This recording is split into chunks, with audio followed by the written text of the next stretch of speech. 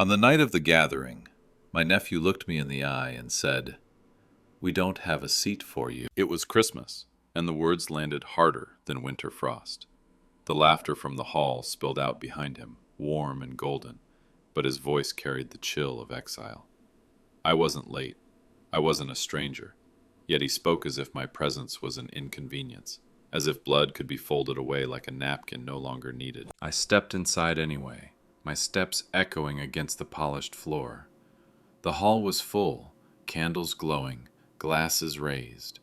Every chair had a name card, every place carefully chosen, except for me. My spot was not at the table.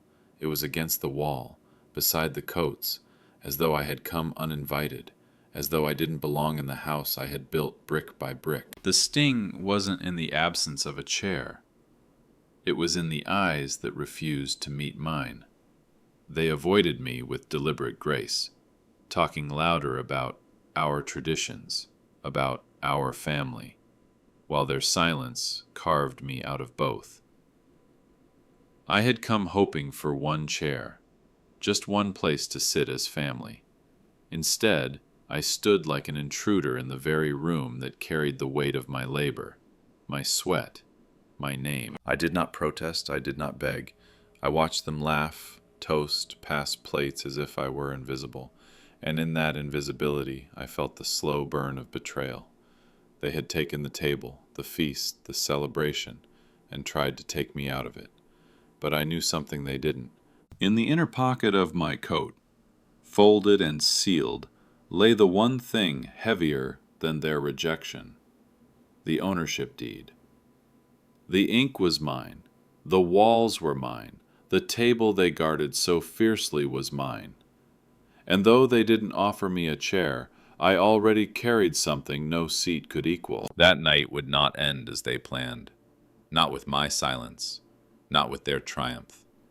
Justice was waiting at the edge of the table, in the envelope pressed against my chest, and before the night was done, every single one of them would remember whose name this house truly carried. Friends, let me pause here for a moment. Write in the comments, where are you listening from? Has something like this ever happened in your own life? Don't forget to subscribe and share this video. That's how you help us grow this channel and bring more stories to light. And now we continue. They whispered while smiling, lifting their glasses as if nothing were wrong, their laughter rising like a curtain meant to drown out the truth. Every time a new face entered the room, introductions were made, names spoken clearly, titles pronounced with pride. But when the circle reached me, there was a silence. My name vanished, as though it carried no weight, no history, no right to be uttered in their celebration. I stood there, invisible in the glow of their polished manners, erased with every toast that rang louder than the beating of my own heart. It wasn't only the absence of words that cut. It was the way their eyes flicked past me, casual, practiced, deliberate. They looked through me like glass, like I was the wall behind them, like the years of sacrifice I had poured into that house were nothing but dust swept under their tablecloths. And yet, in every detail, the evidence of my presence surrounded them. The chandelier above their heads, chosen and paid for by my hand. The carved beams of the ceiling, signed off with my blood and labor. Even the very table where they raised their glasses had been carried through that doorway by me alone. Still they laughed. Still they acted as though I had never existed, as though history began and ended with their version of the story. Betrayal is not always shouted in words. It is often spoken in the silence that dares to erase you. And on that night, I was not simply excluded from their table. I was rewritten out of their memory. But memory has its own way of surviving. It lingers in wood and stone, in documents inked with truth, in the heartbeat of one who refuses to be silenced.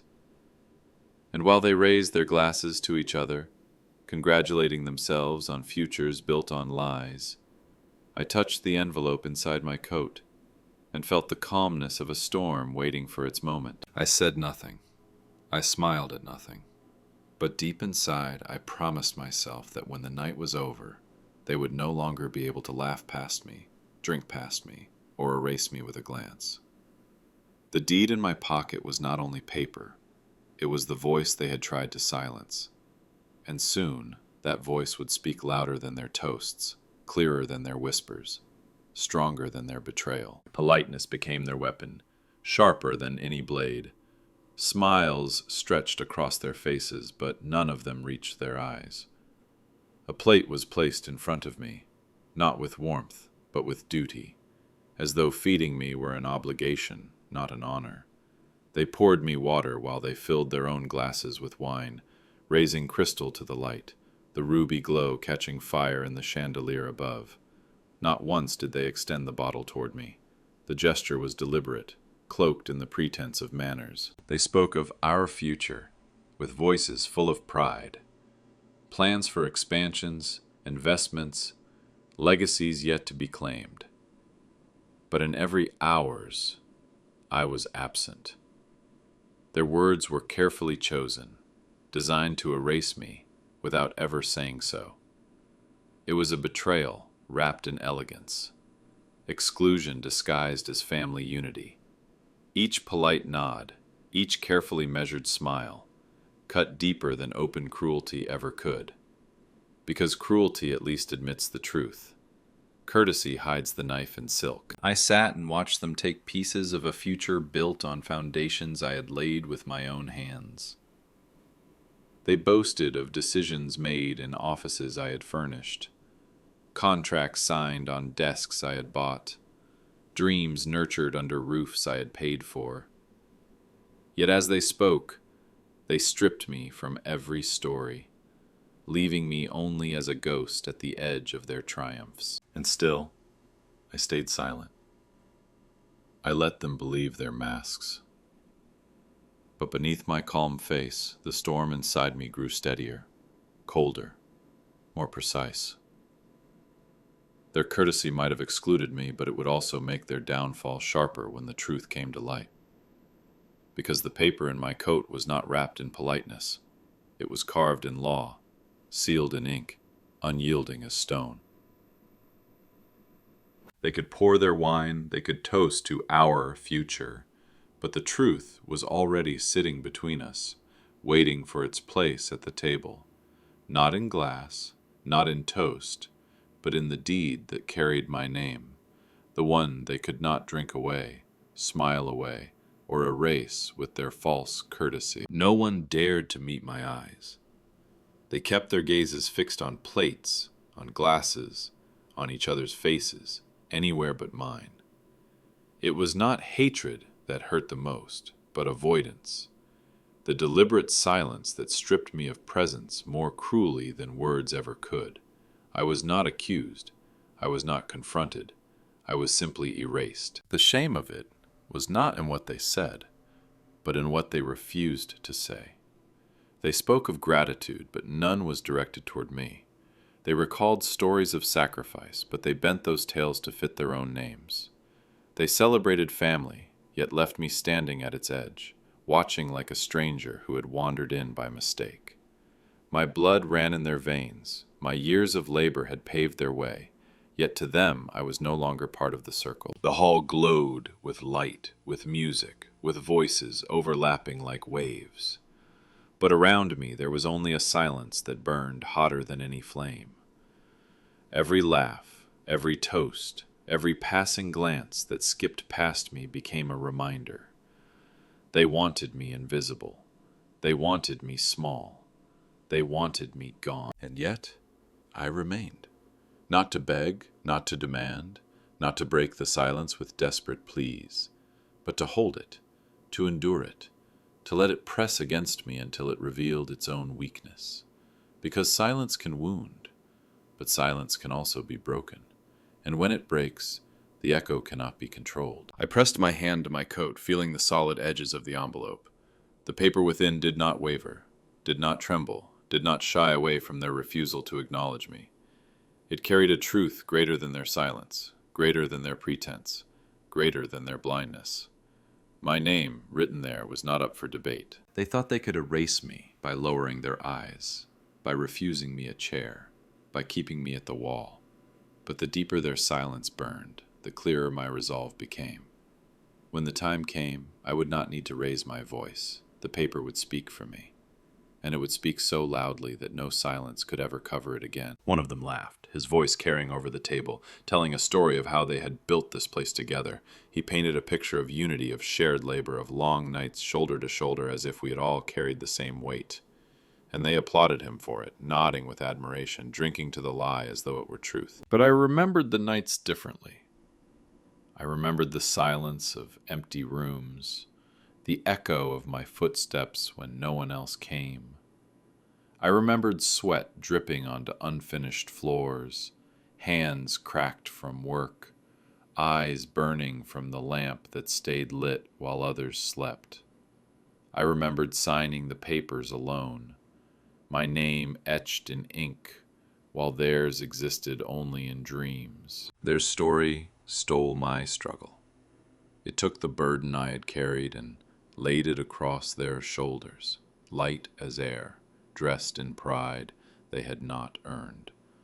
They stole not just my labor, but my memory, reshaping the past to erase me from it.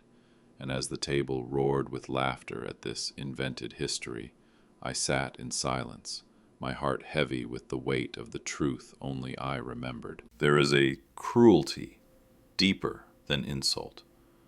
It is the theft of one's story. To hear your sacrifice spoken as someone else's glory is to be killed twice, once in the body that bled for it, and again in the legacy that should have lived beyond you. That night, they tried to bury me not under the floorboards, but under false words. They rewrote the foundation of everything I had built, and in doing so, they believed they had erased me forever. But memory cannot be rewritten so easily. Truth does not dissolve under lies. And the document in my coat, the deed bearing my name, was proof of every night, every signature, every ounce of sweat that they now tried to claim as theirs. While they toasted to their invented story, I held the real story against my chest, waiting. They thought the past belonged to the loudest voice at the table. But the past is not shaped by laughter. It is sealed in ink, in scars, in truths too heavy to be lifted by lies. And before the night ended, their false stories would collapse under the weight of the one story they could not deny. Mine. He glanced at me once, quick, guilty, and then away. My own son, the one whose first steps had echoed across the very floor of this house, could not hold my gaze. He sat taller than the others, his chair drawn closer to the light, his laughter louder, more eager to please. And when they lowered me to the corner, treating me as a shadow at the edge of the celebration, he said nothing. He let them do it. Worse, he let them believe it was right. The betrayal was not in words. He did not rise to mock me, nor did he speak against me. His betrayal was in silence, in the absence of defense, in the way his shoulders squared with theirs, while mine carried the weight alone. It was in the way he avoided my eyes, as though to look at me would stain him, pull him down from the place he thought he had finally claimed. I had carried him on my back when he was too small to walk. I had worked double shifts so he could study, so his hands would not blister the way mine had. I had bent my body to labor so his might rise straighter, freer. And now, when my chair was missing, when my name was being erased from the table, he sat in silence. He let them rewrite me, as though I were nothing, and in his silence, he agreed. The pain was sharp, but deeper than anger. It was the kind of pain that hollows you out, that leaves a quiet ache where pride and love once lived. To lose the table was one thing. To lose the defense of your own blood was another. It was a wound that did not bleed. It sank inward, leaving only a weight you could not set down. I pressed my hand to my coat again, steadying myself against the truth I carried there. The deed was more than proof of ownership. It was the last strand of dignity that could not be severed, even by the betrayal of my son. They could strip me of honor, of place, of voice, but they could not take away what was written in ink. And still, I remained silent. Not because I accepted their judgment, but because justice does not always rush to speak. Sometimes it waits, patient and still, until the very moment it must be seen. And when that moment came, even my son, especially my son, would see the truth he had abandoned. They raised their glasses high, the crystal catching the firelight, and their voices joined together in one loud, triumphant cheer. To new beginnings. The room swelled with the sound, laughter spilling over like wine. But I was not in that beginning. My name was not spoken, my presence not acknowledged. I was only the shadow pressed against the wall, kept out of the glow they guarded for themselves. Their words wrapped around each other like a curtain, drawn tight to conceal the truth. They spoke of plans for the future, of ventures that would carry the family name. But they spoke that name as if it had no root, no history, no source. They spoke as though everything had started with them, as though the years that came before were dust scattered by the wind. And every time their glasses clinked, I heard another nail hammered into the coffin they had built for my memory. The curtain of their celebration was thick, heavy, deliberate. They hid me behind it, not with cruelty, but with cheer, not with violence, but with polished manners and the sweet poison of forgetting. Their new beginning was not born from growth, it was born from erasure. And as they celebrated, I stood outside their circle, stripped of past, of honor, of name, like a ghost haunting the edges of the very house I had given them. But shadows do not always remain silent. Curtains do not always hold. Beneath the cheer, I felt the tremor of fragility. The way lies shimmer brightly just before they shatter. I touched the envelope in my coat once more, its presence grounding me like stone beneath shifting waves. They could toast to beginnings all they wished. They could lock me behind the curtain of their voices. But the truth was waiting, heavier than their laughter, sharper than their denial, ready to cut through silk and smoke alike. I did not lift a glass. I did not join their cheer. I let their voices rise and fall, their laughter echo against the walls I had built, knowing that when their curtain tore, it would not reveal the future they imagined. It would reveal me. Every brick of that hall carried my story, yet not one of them spoke it aloud. The walls that held their laughter had once echoed with the sound of my hammer. The beams above their heads bore the scars of my hands. The table where they dined had been bought with wages I earned.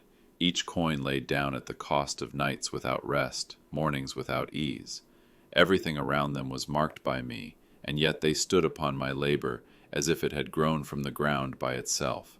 They dared to bury my name while living inside the very proof of it. The chandelier that shimmered above them was not just light, it was memory.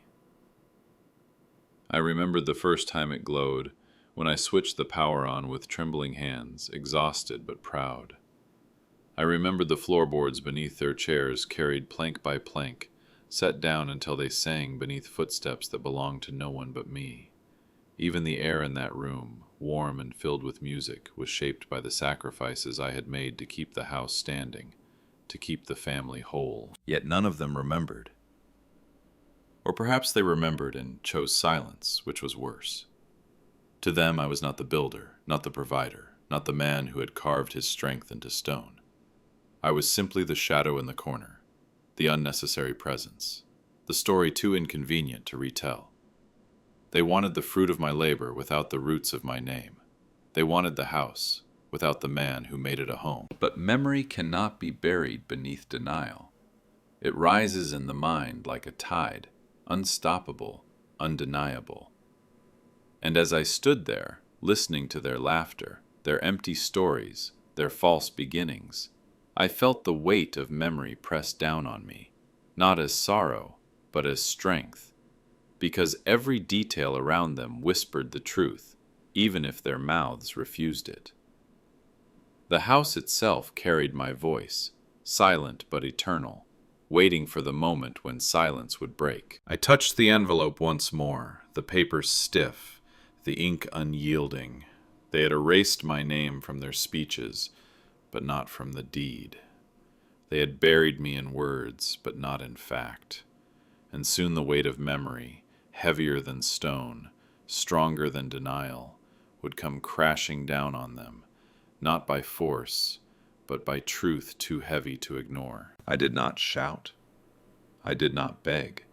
Their laughter rose like waves, but I stood still, letting it crash and fall without touching me. My hand slipped into my coat pocket, fingers finding the firm edge of the envelope. At once my pulse slowed. The anger that had burned in me all evening softened into something colder, sharper. Justice does not need noise. It needs timing, and timing was drawing near. I could feel the weight of it pressing against my chest, heavier than all their toasts combined. Inside that envelope lay not vengeance but truth, unarguable, undeniable, absolute. They had their wine, their music, their stories woven with lies. I had the deed. Ink on paper, yes, but stronger than stone. Proof that while they played at ownership, I had been the one who bore the cost, the labor, the sacrifice. Proof that while they erased me with words, the foundation itself still spoke my name. The spark of justice flared quietly inside me, not like fire, but like steel. I needed no witness to know what was true. I needed no seat at their table to prove my worth. They thought their silence had broken me, but in reality, it had prepared me. Silence can strip a man bare, but it can also make him steady, unshakable. And as I stood there, the envelope against my heart, I felt the steadiness of a mountain waiting to shift. Their celebration was blind to the storm gathering at its edge. They clinked glasses, their smiles wide, their stories flowing. But each word they spoke made the truth burn brighter inside me. Each false toast made the paper in my coat feel heavier. They thought they had locked me out of their future. They didn't realize I already held it in my hands. I said nothing. Not yet. The moment had to arrive on its own, when the noise of their pride grew so loud that silence could no longer hold back the truth. And when that moment came, the spark of justice would ignite, not in shouting, not in anger, but in the quiet strike of paper laid on wood, more final than any word they had spoken against me. The papers felt heavier than iron when I drew them into my hands at last. No metal, no stone, no chain could weigh more than those few sheets bound together. They carried decades of sacrifice pressed into every line, every signature, every seal. My sweat had signed them long before my pen ever did. My back had bent beneath their weight. My nights had been swallowed by their making. And now here they were, quiet, unassuming, yet powerful enough to silence an entire hall. I ran my thumb along the folded edge, and it felt like running it across the years themselves. Each crease was a scar, each page a memory. I saw the long days when I worked without rest, the mornings when hunger gnawed but I pressed on, the evenings when I came home too tired to speak but still carried on so they would not fall. All of that lived in these papers. They were not pride, they were proof. Proof that I had been there when no one else was, that the walls around them had risen because I refused to fall. Proof that no toast, no lie, no silence could strip me from the foundation of what was mine. Their laughter dulled as I held it, though they did not yet know why. They still thought me the shadow in the corner, the man too small to matter, but in my hands I carried the weight of truth, and truth does not bow to shadows. I could feel it vibrating, alive, demanding to be set free, not as anger, not as vengeance, but as justice carved in ink. I looked at the paper and knew this was not just ownership. This was survival, legacy, blood made permanent. It was my story, bound and sealed, impervious to their erasure. They had tried to bury me beneath their words, their glances, their silence. But no one buries stone, no one buries iron, no one buries truth. I let my hand rest on the deed, steady and calm, while their voices carried on in the distance. They did not know it yet, but their feast was already over. The moment would come, and when it did, the weight of these papers would fall heavier than any verdict, louder than any voice, final as the sound of a door closing. I looked at each face, and in that quiet survey, I felt the years unravel. My son, who once reached for my hand when storms frightened him, now lowered his eyes as though my presence shamed him. My cousin, who had borrowed tools and food from me when his cupboards were bare, now laughed the loudest, mocking with stories that placed my labor in his mouth as though he had lived it himself. And the stranger at the table, invited closer than I, spoke with the ease of a man who believed he had earned the right to claim what I had built, his smile bold, his glass raised, his voice swollen with lies. I felt the sting of betrayal, but no anger left my lips. Words would not bridge the distance anymore. To speak to them was to speak into emptiness, to cast truth into a pit already filled with their self-congratulation. There was no room in their ears for memory, no space in their hearts for gratitude, and so I had no words left for them. The silence between us was thicker than the walls of that house, heavier than the bricks I had laid one by one. My voice could not cut through it, but something else could, something stronger, something permanent. My hand rested once more on the envelope, and for the first time all night, I felt not pain, not loss, but clarity. I did not need their acknowledgement. I did not need their welcome. I carried in my hands the one truth that would stand when their words dissolved into dust. So I let their laughter swell. I let them fill their glasses again, let them speak of their legacy, their new beginning. And as they spoke, I prepared myself for the one act left to me. No outburst, no plea, no desperate shout for recognition. Only the quiet strike of paper on wood, louder than any argument, final as a closing door. Only one action remained. And when it came, it would silence them all, not with rage, but with the undeniable weight of truth. The table stretched out before them, long, polished, and full, laden with silver trays, steaming dishes, and glittering glasses that caught the firelight. Every place was carefully chosen, every seat marked with a name, every chair pulled close to the warmth of belonging. Not one space was made for me. My absence had been written into the arrangement, deliberate and precise, as if my exclusion had been part of the plan long before the night began. But space was not mine to ask for. It was mine to give or take. I had built the very foundation beneath that table, and they forgot it. I had earned the money that bought its polished surface, and they denied it. I had carved the ground where it stood, and they erased it.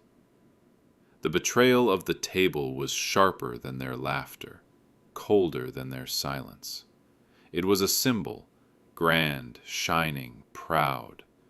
Yet it spoke only of how far they were willing to go to erase me from the story. I stared at it, that beautiful betrayer, watching their hands rest on it as if it belonged to them. They leaned close to each other over its length, making deals with their eyes, sealing lies with their toasts. They believed the table held them together, when in truth it was the very thing that revealed the fracture, the wound, the injustice. Because though they sat at it, though they claimed it as their own, the truth was heavier than wood, deeper than polish, older than their pretenses. The truth was that the table had been mine all along. I felt the deed in my coat, and knew it was more than proof. It was justice waiting to be laid upon that treacherous surface. They thought the table had excluded me, but it was only holding its breath, waiting for my hand.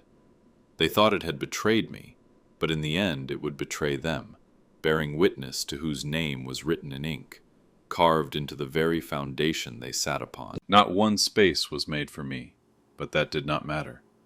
I did not need their seat, their invitation, their fragile acknowledgement. When the time came, I would not ask for a chair.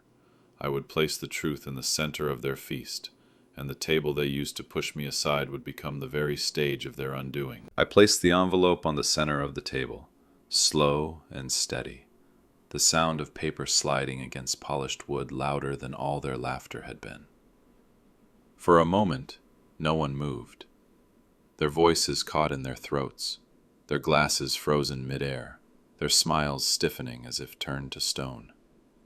The music in the background seemed distant now, muffled, as though the house itself had held its breath. The envelope sat there, simple, ordinary, yet heavier than any feast, brighter than any candle, stronger than any toast. It was not wrapped in gold or sealed in grandeur, but it carried the weight of every night I had bled into this place, every hour I had sacrificed, every truth they had tried to bury.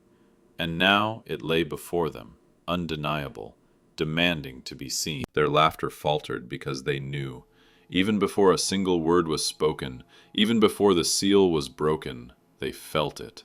The stillness in the room was sharp, cutting through their pride, stripping their cheer bare. I saw their hands tremble, their eyes flicker toward one another, waiting for someone brave enough or foolish enough to touch it. But none did. I had said nothing all night. I had endured their silence, their lies, their erasure, and yet with this one motion I spoke louder than any shout could have. I had taken my place at their table, not with a chair, not with a glass, but with the one truth they could never laugh past, never drink away, never erase. The air was thick now, heavy with the weight of justice about to fall. They could no longer ignore me. They could no longer toast without tasting bitterness. Because at the heart of their celebration, where their pride had burned brightest, now sat the proof that all of it, every brick, every story, every breath inside these walls, belonged to me. They leaned in, drawn not by choice but by the pull of inevitability. Disbelief washed over their faces, draining the color from their cheeks, silencing even the boldest among them. Fingers that had moments ago clutched glasses with confidence now trembled as they reached for the envelope. The seal cracked, sharp as thunder in the stillness, and then came a silence so complete it seemed the walls themselves were listening. The papers slid free, unfolding under the weight of 100 unspoken years. And there, written clear as daylight, my name glared back at them, undeniable, unshakable, permanent. Line after line, signature after signature, proof stood before them like a mirror they could not turn away from. The hall that moments ago roared with laughter was now filled only with the heavy sound of breathing and the pounding of shame against their ribs. Eyes darted from the paper to me, back again, searching for escape, for some loophole in what lay on the table. But there was none. My name was etched not just on those pages. It was carved into the foundation beneath their feet, bound into the wood of the very table that betrayed them, alive in every brick they had tried to claim. Their lies collapsed in silence, and in that collapse, justice rose. My son looked longest, his face pale, the weight of guilt pressing down until his shoulders bowed. The cousin who mocked could not lift his glass again. The stranger who claimed my work sat frozen, his lips parted but empty of words. They could not look at me directly, but neither could they look away from the truth. My presence, which they had denied all evening, now filled the hall heavier than stone. I did not speak. I did not need to. The deed spoke for me, louder than rage. louder than any defense I could have given. And in that silence, I felt the power of justice, not as noise, but as stillness so complete. It crushed every false story, every polished lie, every careless glance that had tried to erase me. I stood, no chair behind me, none offered, just the emptiness they had prepared for me from the start. But in the center of their table, where they thought only their voices belonged, the deed lay open, its presence louder than any toast they had raised, heavier than every insult they had hidden in silence. It did not glitter like their crystal, it did not shine like their silver, yet it commanded the room in a way none of them ever could. The pages breathed with my life. Every stroke of ink was a record of sacrifices they could never measure. It was not a boast, not a weapon of pride. It was the quiet evidence of truth, pressed into paper by years of sweat, loneliness, and relentless endurance. They had stripped me of a seat, but they could not strip me of what was mine. And now, in the face of that deed, they sat frozen, prisoners of their own betrayal. I looked at them one last time, my son, shoulders bowed beneath the weight of guilt that no wine could wash away. My cousin, lips pressed tight, his laughter swallowed by shame. The stranger who once spoke so boldly now stared into his plate, as if the wood grain might hide him. None of them could erase what stared back at them from the paper. None of them could deny the name they had silenced, now carved where their voices could not reach. I felt no triumph, no shout of victory, only a stillness, deep and final, as though the house itself had exhaled the truth at last. Justice did not come in thunder, it came in silence, in the frozen moment when every lie fell to pieces and the truth stood alone, unshaken. I had not been given a chair, but I had never needed one. My place was not in their circle. It was in the foundation beneath them, the roof above them, the deed on their table. So I turned. My footsteps echoed against the floorboards, steady, deliberate, carrying me away from their feast. Behind me, their glasses remained untouched, their voices muted, their celebration hollow. They had wanted to erase me from memory, but I had left something they could never remove. When I walked out of that hall, I carried nothing with me, no chair, no glass, no toast. But I left them with everything, their silence, their shame, and my name carved forever into the one place they could never erase, the table itself.